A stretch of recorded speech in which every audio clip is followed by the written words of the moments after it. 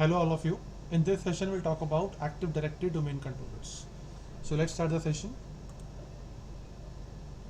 So we'll talk about first, as you already know that in the previous lecture I already told you that what is domain controller. Domain controller. So in previous lecture we'll talk about what is domain. In the physical and logical components, we'll talk about AD structure. So we'll talk about physical and logical components. In that, we'll talk about domain and domain controller. So domain controller is what?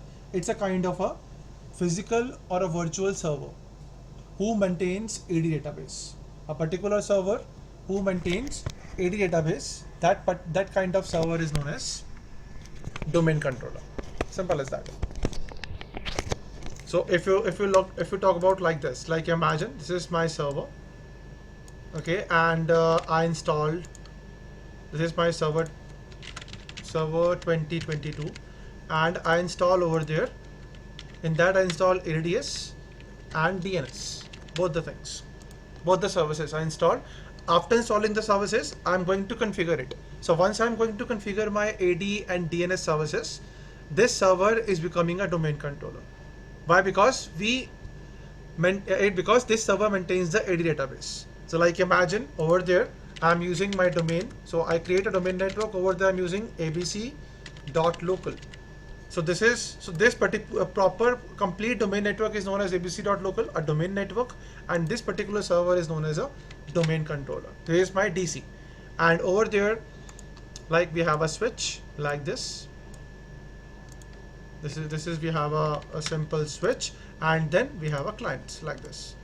We have a client PCs or client devices, as you can say that, like this.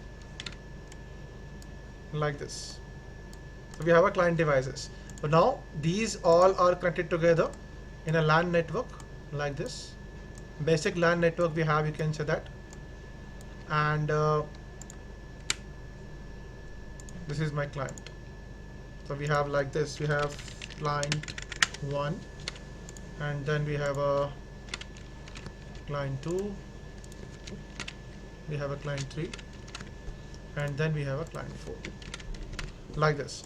Now once this domain is once this network is a domain network, and my network name is abc.local, and this server is becoming a domain controller, and what we can do, we need to add this clients in the domain network. We need to add this client manually in the domain network. So once I add this client in the domain network, this client computer account is automatically created in the domain controller. So the particular server who maintains the AD database, that server is known as domain controller. Simple as that. Now if we talk about the domain controllers, so we have multiple types of domain controllers we have actually. So if we talk about the domain controllers, so we have multiple, like if I give the definitions as I told you, a dedicated server who maintains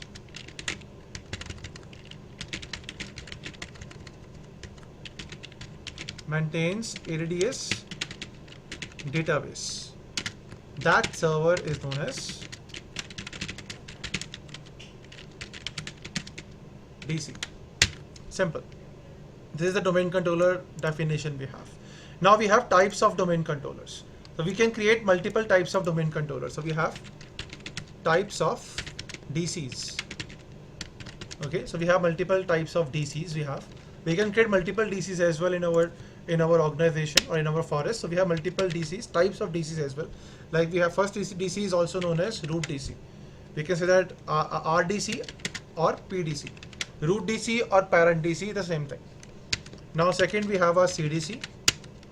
Third we have ADC, or we can say that BDC, similar thing. Number fourth we have RODC, and number fifth we have a tree DC. So these kind of 5 types of DCs we have. I will let you know one by one their work and load, why we using these different type of DCs. Let me open the another paint once. So we'll talk about first the root DC. We'll talk about the root DC, or we have a PDC, parent DC. But you can say whatever you want to say, the similar thing. Okay, so now if I give you the, this is known as root DC or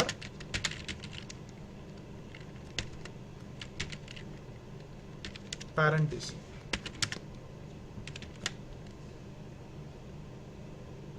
Okay, now root DC or parent DC, what is it? It is, you can say that a first domain controller, you can say that a first DC in our organization, in our forest or organization, you can say that is known as RDC or PDC, like this. Simple as that. Okay, so like imagine I have a complete organization. I have a complete organization I have. So when I create my first DC, so that DC is automatically becoming a root DC or PDC. It represents the forest, as you can say that. So first we create the forest.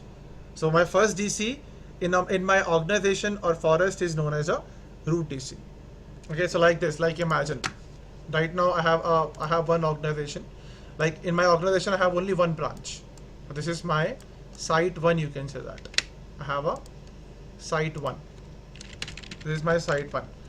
Okay, and now I want to make a domain network. So I create one server over there. I have a server over there. Like imagine I have a server and I make that server. So like you can say that, like in this, we have a server like this. This is my server, and I make this server as a, this is my server 2022, and I installed over there ADDS and DNS, these two services, and make this server as domain controller. Network is domain network. So my domain network is like abc.local, and this is my RDC. It's my first domain controller in my organization, so this is my RDC. Now this RDC works in site 1. Okay. Now in my site 1, I have, imagine in my site 1 I have 500 client machines. I have a 500 clients machines. We have a client machines, 500 client machines, and we have a 1,000 users. We have 1,000 users. This is the scenario in my site 1. Now imagine that now everything is fine. All these client machines are a member of this domain network. All these client machines are added in the domain network, and all these client machines account is automatically created in my RDC. And all these 1,000 users accounts are automatically created. I'm created in the RDC, so that these 1,000 users are able to access my domain resources and able to do their work. Okay. Now imagine that my company grow. After few years, my company grow, and we have another site. Now I open my company another site. So this is my site 2. This is my site 2. Okay, and now I can connect these two sites together with the help of WAN connection. So we have a WAN connection over there. This is my WAN link. Now with the help of this link, I'm going to connect these two like this, these two sites together like this. Okay, now imagine that in my site 2 I have 2,000 clients, or you can say that we have 1,000 clients, 1,000 client machines which is working, 1,000 clients machines, and we have 2,000 users. Now what I do in this, I'm not creating a separate domain controller over there. I add these client machines with my RDC. So what I did in that also, I add these client machines in the same domain, abc.local.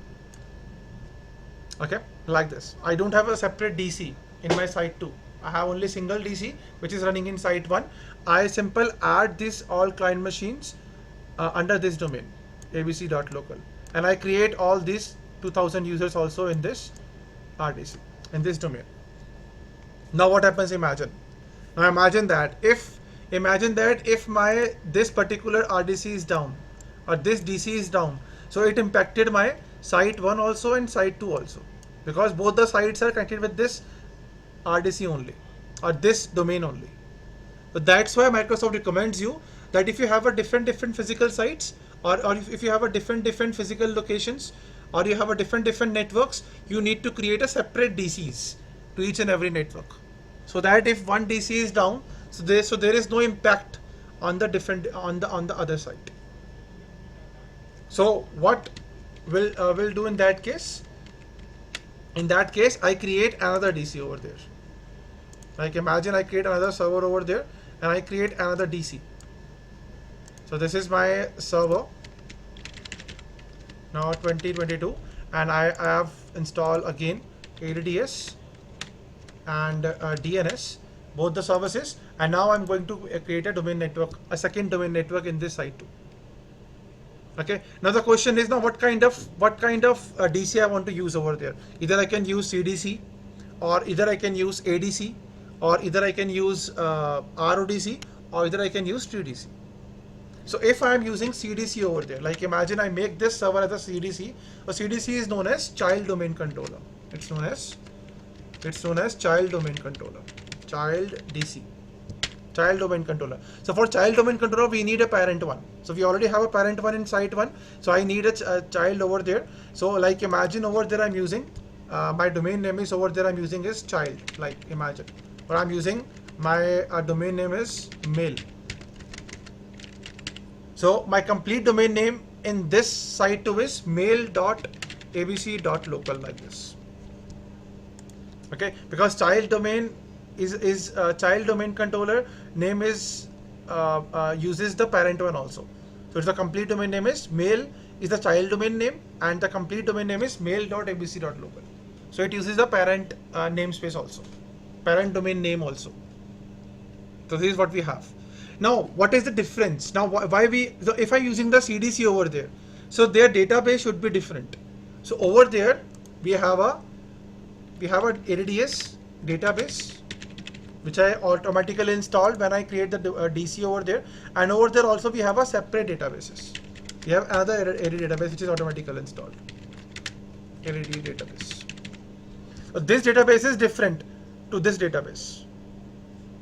Okay, so now over there, as you can say that over there we have a different database, and over there we have a different database. Like if I create, like over there U2, user 2, and over there I'm going to create U1. So this user is not visible in CDC database. Your root database user is not able to we are not able to see this U1 over there in CDC. Same thing, we're not able to see user 2 also in our RDC. So they have a different databases.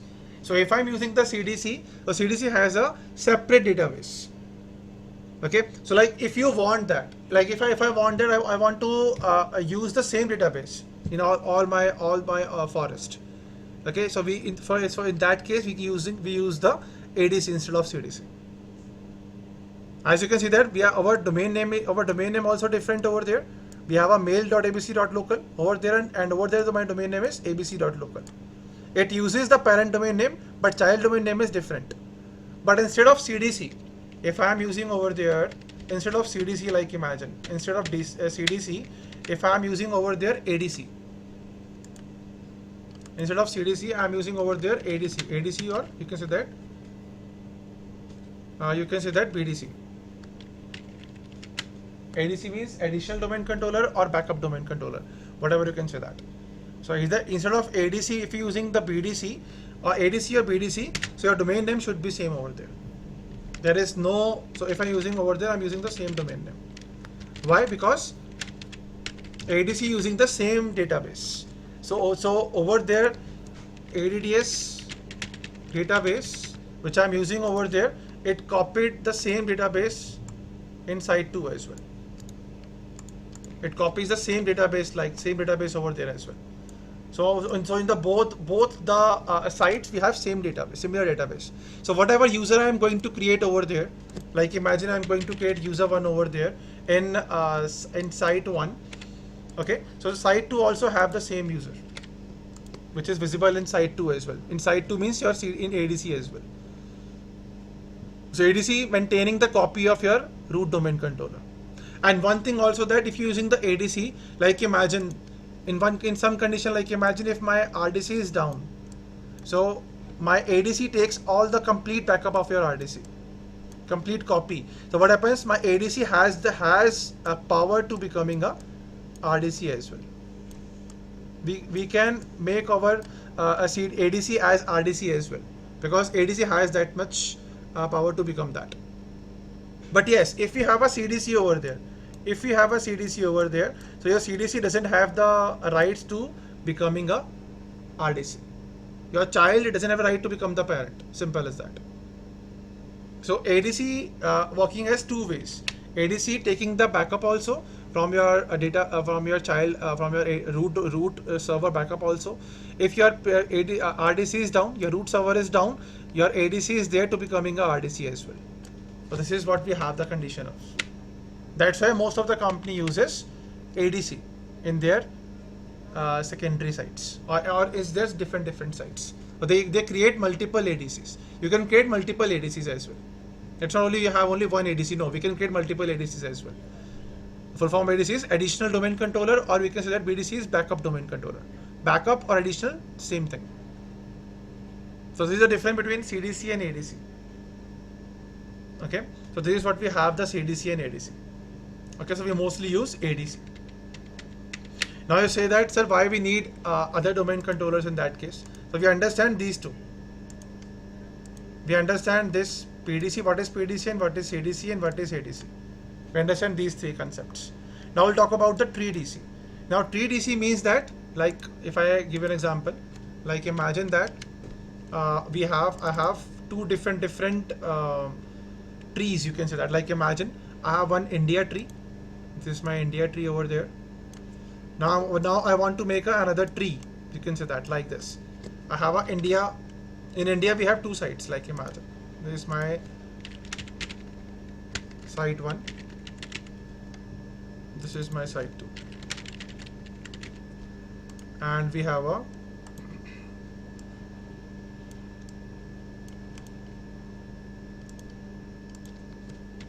WAN link.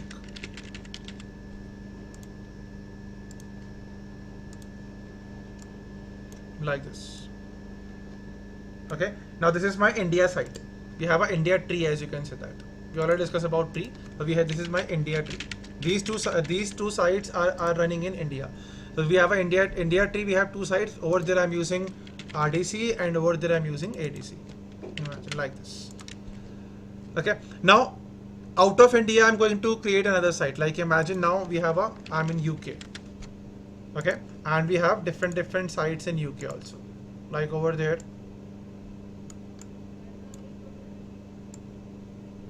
we have two, or you can say that over there I'm going to create one site in UK. So this is my site 1 UK. This is the UK site we have. Now I want to make this.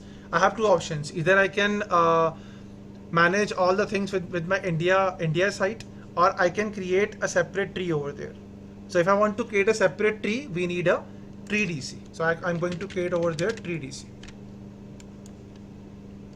Over there I'm going to create tree DC. So this is my tree DC. So this is what we have, the UK tree. So if I am going to create a separate tree, like over there we are using abc.local domain, imagine, and over there I'm using like abc.uk, like this.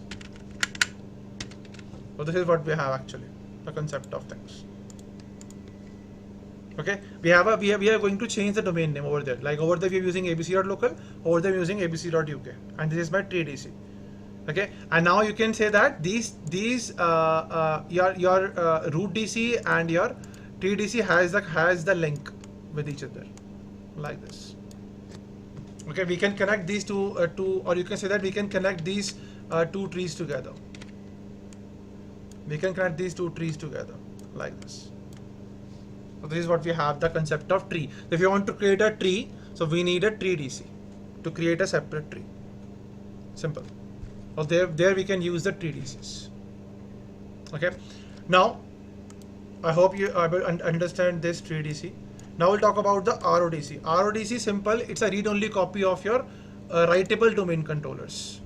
If I'll talk about, let me check this picture. If I talk about the RODC, so like I'm going to create a RODC. So RODC is also known as a read-only domain controllers, read-only DCs. Okay, so this is a complete copy of your writable domain controllers. Like if you have a RDC or if you have a ADC and you want to create a RODC or read-only copy, so in that case we can use the read-only domain controllers, RODC. Okay, these domain controllers are mostly used for authentication.